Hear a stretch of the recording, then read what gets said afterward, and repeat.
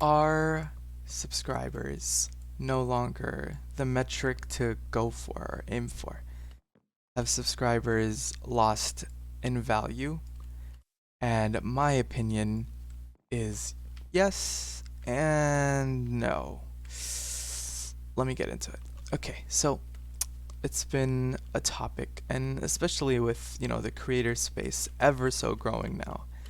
With TikTokers trying to move to YouTube, we're kind of seeing like a Vine 2 kind of thing going on here. Although TikTok is not going anywhere, it's still it feels very similar. It's like familiar grounds, right? I would say that it's not that important anymore.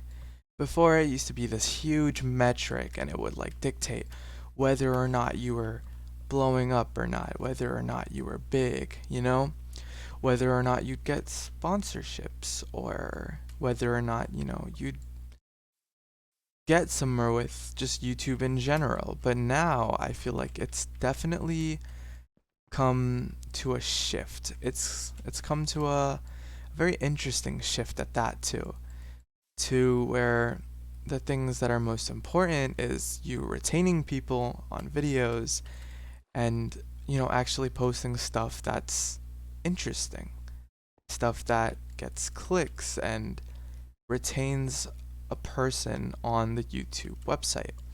So I'm not saying that subscribers are completely useless. I mean, that would be kind of hypocritical if like every single video of mine I'm just like, hey, don't forget to subscribe, right? But the value of a subscriber has substantially changed. It went from community members, right? People who genuinely like your stuff and genuinely want more, to just like, oh, I'm gonna do it because he's asking for it. He probably needs it, right? Or, I like this video. I don't know if I'll watch any more of it, but I'm gonna give him a sub. So, yeah. You'll see in this space, depending on how involved you are in this space, that there's pretty big creators that have like millions of subs, but ever so often they might post something that doesn't get a lot of views, right? But that's kind of normal, not everyone is interested in what you have to say, but there's often a type of creator where they have this huge following, but in order to get more viewers, they have to hop on a trend, or they have to hop on, just something. A trend, a series, a challenge, a format. I myself am very limited to the formats that I can, actually get views on, such as 100 days or 100 player civs. And it makes sense.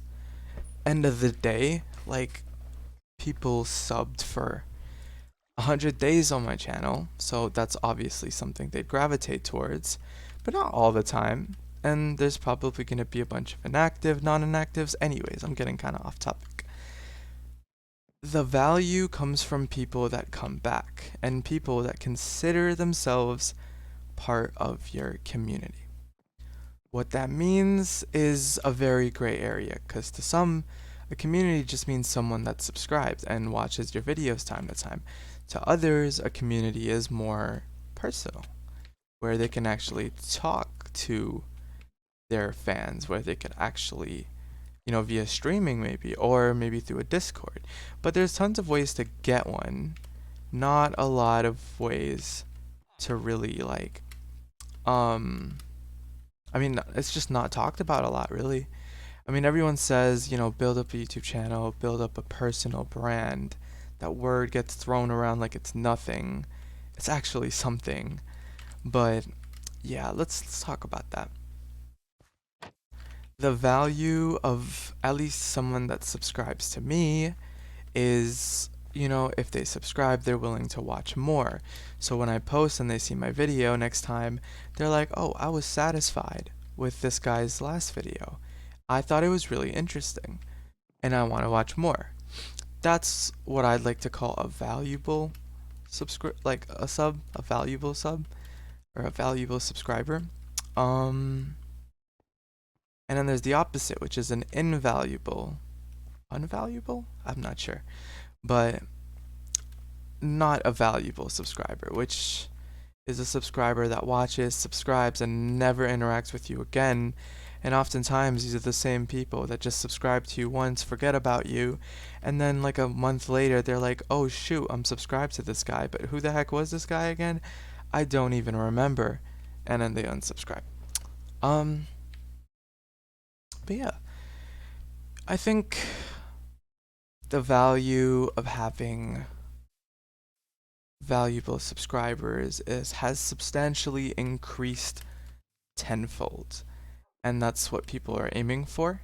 But people, in my opinion, and myself included in the past, have completely looked past that. I just thought, hey, lots of numbers means I'm growing, means I'm doing good, I don't need to do anything else.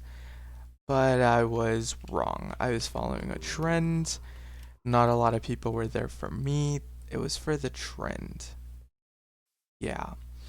So I guess a way I'm at least trying to combat this at the moment is I'm trying to involve either my personality a bit more. The issue with me in specific is my personality doesn't shine unless I'm with other people, aka friends, right? So I'm starting to do a lot more like duo videos, having some more consistent people. So instead of it's just me, it's like, oh yeah, this is me and Aweka, or like this is me and Rasby, stuff like that. But that's at the moment what I'm trying to do. That way, it's also like, it's not ingenuine either, because we're friends off camera.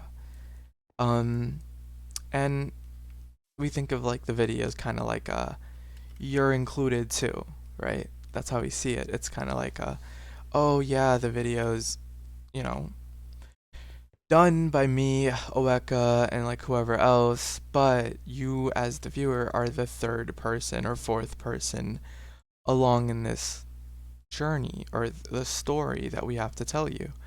Whether it's a game, whether it's gaming, or like one of my civid, you get the point though. I think that's very important. And I also think having personal moments are pretty important. I don't really know how to do those yet. I'm working on it. I'm learning too. But yeah. So I think what I want to ask you as a listener, um, assuming you're a creator, what do you think your subscribers are? If you posted a video that was only about you, how many do you think would actually click and interact with that and actually find value in that? I feel like that's super important to talk about because it's not a horrible thing if it's low, but it's definitely something maybe you should consider prioritizing. Um, Turning these viewers of yours to actual community members that would be willing to stay for any video like that. I think that's important. So that's what I'm trying to do. Rather than building a channel with just hella views, I want to use these views as kind of like a gas station. I love this analogy.